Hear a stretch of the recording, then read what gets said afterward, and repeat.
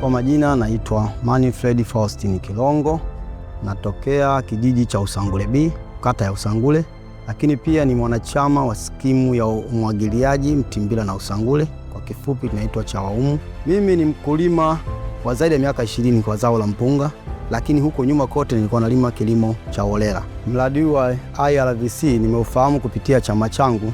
Nimejiunga mradi huu mwaka 2024 mwezi wa 6. Kupitia mradi huu tumeweza kupata mafunzo ya kilimo bora cha mpunga na mafunzo ya uzalishaji mbegu kupitia TOSCI. Baada ya mafunzo, mradi ulituwezesha vitu vifuatavyo. Tuliwezesha mbegu bora, tumewezesha pembejeo kwa maana ya sumu za wadudu na mbolea, lakini pia na vifaa kinga kwa ajili ya kujikinga kwa ajili ya unapoweka hivyo viuatilifu. Toka ni ufahamu huo mradi, nimepata mabadiliko makubwa kwenye uzalishaji. 2023-24 kwenye ekari moja nilivuna gunia 8 zenye ujazo wa kilo 150. Lakini toka nimefahamu mradi, nimeingia kwenye uzalishaji mbegu. Shamba hilo hilo lenye ukubwa wa ekari 2, kila ekari moja nilivuna gunia 16. Kabla mradi, matumizi ya mbegu yalikuwa makubwa sana. Awali nilikuwa natumia kilo 60 kwenye kumwaga kwa ekari 2, lakini baada ya mradi nimeweza kupunguza kiasi kikubwa cha matumizi ya mbegu kutoka kilo 60 mpaka kufikia kilo 8 kwa ekari 2 kwa kupanda kwa kupitia mistari na vipimo bora katika kufuata kanuni za kilimo. Kupitia mradi nimeweza kuboresha kipato cha kaya yangu. Kwa kipato hiki pia nimeweza kunisaidia kumpeleka kijana wangu shule hizi za Kiingereza. Hapo awali alikuwa nasoma shule za kawaida, lakini pia natarajia kuboresha nyumba yangu. Awali ilikuwa haiko sawasawa. Baada ya kuisha hizi mvua, nitafanya maboresho ya kupiga lipu nyumba yangu na kuboresha madirisha. Kupitia mradi nimejifunza mbinu mpya za kilimo cha zao la mpunga.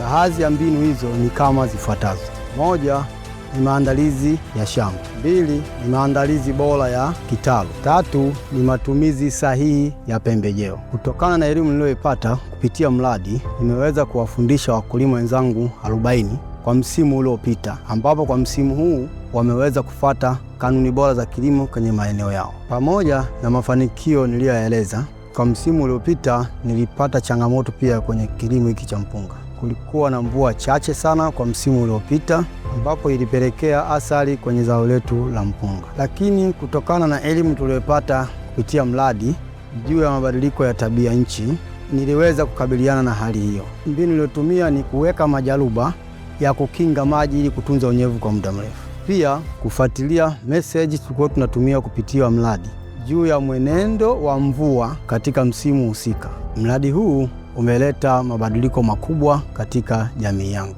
Nikitazama tangu tumeanza mradi huu wa 2024 mpaka sasa, elimu ya kilimo bora cha zao la mpunga imeweza kuwafikia wakulima wengi katika kata yetu, na baadhi wameweza kufanya kwa maeneo yao kwa msimu huu.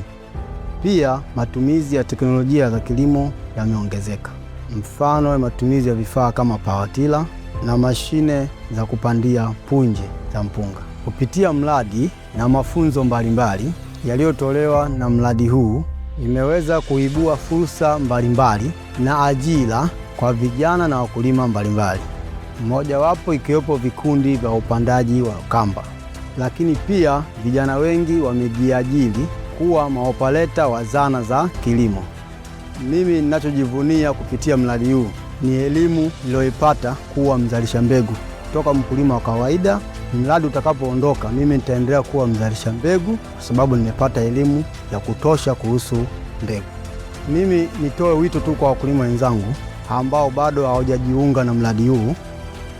Wasikiapo mafunzo sehemu yoyote, naomba wahudhurie kwa umoyo ili waweze kupata elimu na waweze kwenda kufanya kwa vitendo, waweze kujikwamua katika kipato na kuinuka kiuchumi.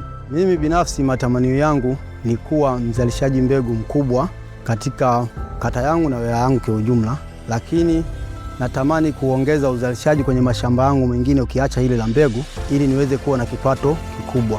Kwa kweli natamani mradi iweze kuongeza maeneo ya utekelezaji katika wilaya yangu. Kwa kufanya hivyo, elimu itasambaa maeneo makubwa, lakini mimi kama mzalishaji mbegu, uhitaji nao utaongezeka. Hii kwangu mimi itaniongezea kipato, lakini pia kwa wakulima wengine watapata mbegu bora na kuongeza uzalishaji.